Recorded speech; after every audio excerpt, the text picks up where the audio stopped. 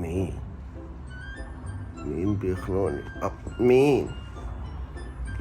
مش عايز اشيل دقني النهارده. يا النيل عليا، مش عايز انا احدد الدقن من تحت كده، انا بحبها تبقى طويله. يا دي النيل، يا دي النيل، انا عندي حياه عايز اعيشها، مش عايز حد يغزني في رقبتي. ايه العشق الابدي ده؟ ليه بنتمطع في رقبه بعض؟ من امتى؟ شويه تديني شلوت في وشي. مش عارف، نفسي بحب انام على جنب، انا ما بحبش حد يشوكني. ماشي، ايه الدبدوب ده يا ربي؟ طب انا مبدئيا بحب القطط لدرجه ان انا جبت قطط هنا عادي ننام جنب بعض، ما نقعدش ما بحبش كده. طب ليه كده ماسكين في رقبه بعض ليه؟ هو الحب ازلي للدرجه دي؟ يلا ماشي. ليه دي؟ الله، لا احنا هنشد في رقبه بعض، ما ينفعش. طب اجيب ايه؟ طيب اخش هات لي اكل من التلاجة، دي معناها كده ولا دي ايه؟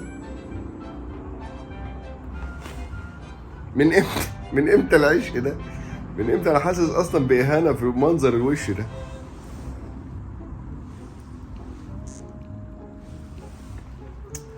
على فكره البلوفر اللي انت بتتريق عليه ده وعماله تشديني منه ده اصلا اثري، ده مش صعب تلاقيه النهارده، ده صوف على ابوه.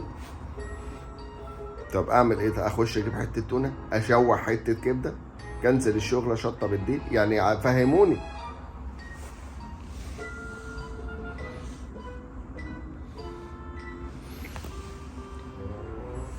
يا رب، ما انا لسه ميعاد نومي لسه مكمل اهو، الشروق لسه ما طلعش، لسه الشروق ما طلعش، فانا كده هصحى بدري على الفاضي.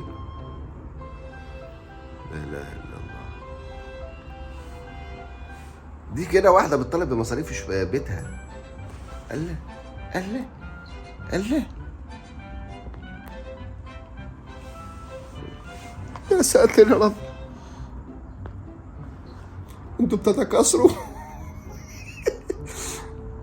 طب مين فيكم مسيوني ومين مراته؟ انا بعد ينجدني من اللي انا فيه. ايه ده؟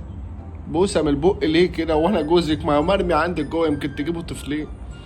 ما تحطيش بقك في وشي تاني لو سمحت، عايز انام. لا ما انت ما تحطيش قلتك في وشي، ما انا يعني مش لازم اي حاجه في الوش. ايه اهو انا اسف اهو خلاص.